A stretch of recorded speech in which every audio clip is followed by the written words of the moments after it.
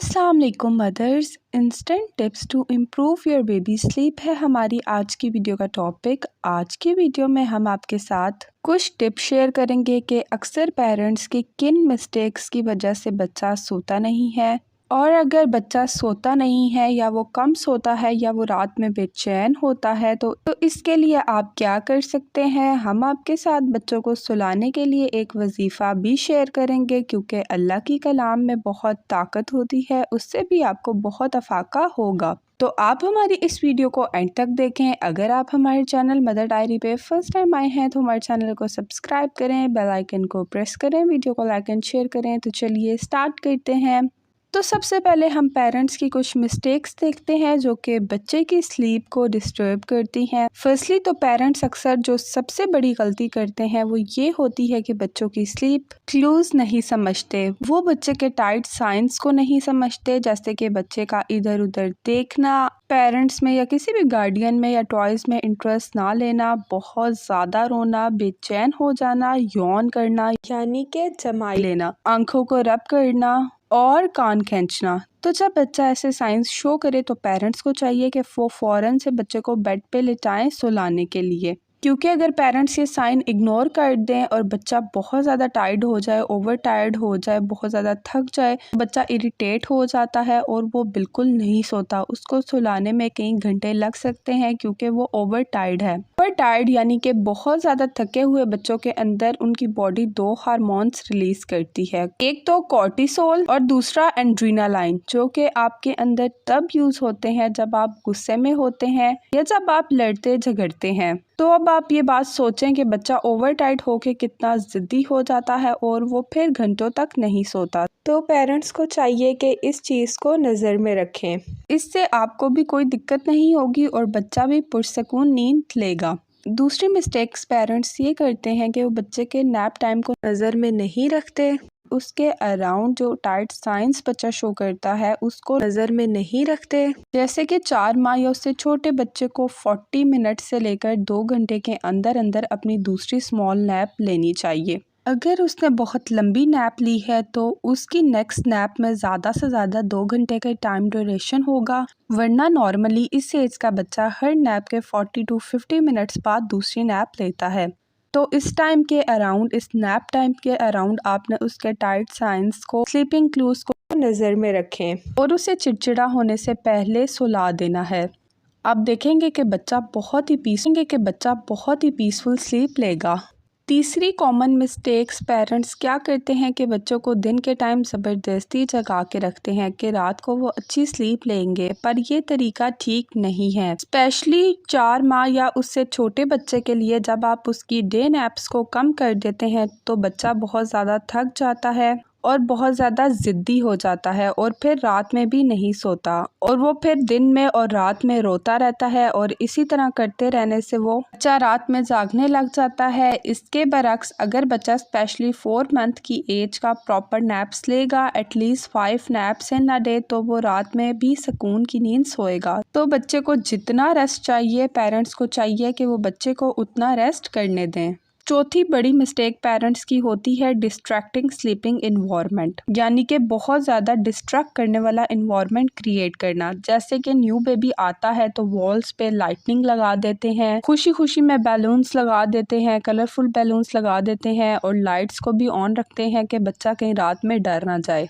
तो ये सब चीज़ें छोटे बच्चे को डिस्ट्रैक्ट करते हैं और वो जागता रहता है। बच्चे को चीज़ें एक्सप्लोर करने में इंटरेस्ट होता है, क्योंकि बच्चा चीज़ों को पहली पहली बार देख के डिस्ट्रैक्ट होते रहते हैं। तो ये लाइट्स वगैरह, मोबाइल, स्लीपिंग म्यूज़िक एक्चुअल में बच्चे को डिस्ट्रैक्ट करता है और उसे सोने नहीं देता। तो ध्यान दें कि रूम में अंधेरा हो और ऐसी चीज़ें भी ना हो कि अगर वो नींद के बीच में भी उठे तो उनसे डिस्ट्रैक्ट होकर जागा ना रहे या वो इस डिस्ट्रैक्शन की वजह से दोबारा सोए ही नहीं। एक और बड़ी मिस्टेक पेरेंट्स में ये देखने में आती है कि बच्चा अक्सर नींद से जागता है तो वो उसे फ़ौरन से उठा देते हैं। तो आप ये बात जान लें कि बच्चों की नींद शुरू में बहुत ज़्यादा कच्ची होती है, बाज़ दफ़ा वो एक हल्की सी आहट से भी जाग जाते हैं। तो आपको एज अ पेरेंट ये चीज़ भी अपने बच्चे के बारे में मालूम होनी चाहिए कि उसने अपनी स्लीप प्रॉपर ली है और फिर वो जागा है, या फिर वो किसी आहट की वजह से या वो भूख की वजह से या किसी और प्रॉब्लम की वजह से जागा है और उसने दोबारा से सोना है। तो इस चीज़ का ध्यान रखें कि बच्चे की नींद डिस्टर्ब ना हो और बच्चा चिड़चिड़ा भी ना हो, क्योंकि अगर वो चिड़चिड़ा हो जाएगा, वो क्रैंकी हो जाएगा, तो ये चीज़ उसको भी प्रॉब्लम देगी और आपके लिए भी प्रॉब्लम का बाइस बनेगी। तो हमेशा इस चीज़ को नोटिस रखें कि बच्चे ने नींद प्रॉपर ली है या सिर्फ वो भूख के लिए या किसी और प्रॉब्लम की वजह से जागा है। तो ये मैंने आपके साथ कुछ इम्पॉर्टेंट मिस्टेक शेयर की जो कि पेरेंट्स बच्चों की स्लीप के दौरान करते हैं। अब हम आपके साथ बच्चों की पुरसकून नींद के लिए कुछ इम्पॉर्टेंट टिप्स शेयर करेंगे। तो जो पहली टिप है वो ये है कि खसखस का तेल यानी कि पॉपी सीड ऑयल आपने बच्चे का इस ऑयल से मसाज करना है कि पॉपी सीड ऑयल आपने बच्चे का इस ऑयल से मसाज करना है। ये ऑयल बहुत ही बेनिफिशियल है। इसके मसाज से बच्चा बहुत अच्छी स्लीप लेता है। आप इस तेल से बच्चे की कनपट्टी पे मसाज करें, बच्चे के तालू पे हल्के हाथों से मसाज करें, बच्चे के पाँव के नीचे मसाज करें, बच्चे के हाथों पे मसाज करें। इससे बच्चा बहुत ज़्यादा रिलैक्स होगा और बहुत ही पुरसकून नींद लेगा। लेकिन ये तेल ठंडा होता है, आप इसको गर्मियों में तो लगा सकते हैं, लेकिन सर्दी में आपने सरसों का तेल या फिर आपने ऑलिव ऑयल लेना है और उसको भी आपने हल्का हल्का नीम गर्म करके बच्चे को सुलाने से 2 घंटे या 1 घंटा पहले आपने अच्छे तरीके से बच्चे का मसाज करना है। इससे आप देखेंगे कि वो बहुत ही पीसफुल स्लीप लेगा। सेकेंडली, बच्चे को नहलाने से भी बच्चा बहुत अच्छी स्लीप लेता है। तो अगर बहुत सर्दी है तो आप एक रुमाल ले लें, उसे पानी में डिप करें और फिर अच्छे तरीके से निचोड़ लें और उस रुमाल से आप बच्चे की गर्दन को क्लीन करें, उसके फेस को क्लीन करें, उसके हाथों पाँव को क्लीन करें, उसकी बैली को क्लीन करें। इससे बच्चे को लगेगा कि वो नहाया है और वो बहुत ही सुकून से सो जाएगा। बाज़ बच्चे तो मुँह धुलाने से भी बहुत रिलैक्स फील करते हैं और सो जाते हैं। थर्ड टिप ये है कि सरसों के तेल से बच्चे के पाँव के तलवे का मसाज करने से भी बच्चा बहुत अच्छी स्लीप लेता है। सुलाने से 1 घंटा पहले बच्चे के तलवों पे मसाज करें, आप देखेंगे कि बच्चा बहुत ही पीसफुल स्लीप लेगा। फोर्थ टिप ये है कि अगर ये सब मेथड्स जो कि मैंने आपको ऊपर बताए हैं, इन सब में से कोई टिप भी काम ना करें तो आप अपने डॉक्टर की कंसल्टेशन के साथ, हर बच्चे की बॉडी डिफरेंट होती है, तो आपने ये काम करने से पहले अपने डॉक्टर से लाजमी कंसल्ट करना है। अगर आपका बच्चा रात में सोता नहीं है, बहुत तंग करता है, रोता है, क्रैंकी फील करता है, नहलाने से या मसाज करने से भी वो नहीं सोता, तो आप डॉक्टर की कंसल्टेशन के साथ उसको ओरामेल ड्रॉप्स दे सकती हैं। ये ड्रॉप्स नौज़ायदा बच्चों से लेकर आप अपने बड़े बच्चों को दे सकती हैं। इनका कोई साइड इफ़ेक्ट नहीं है, ये आपके बच्चे की रूटीन को ठीक कर देंगे। आप इसको 2-3 दिन बच्चे को दें और जब उसकी रूटीन ठीक हो जाए तो उसको छोड़ दें। आप देखेंगी कि आहिस्ता आहिस्ता आपके बच्चे की रूटीन बिल्कुल ठीक हो जाएगी, वो ट्रैक पे आ जाएगा और वो सोने लगेगा।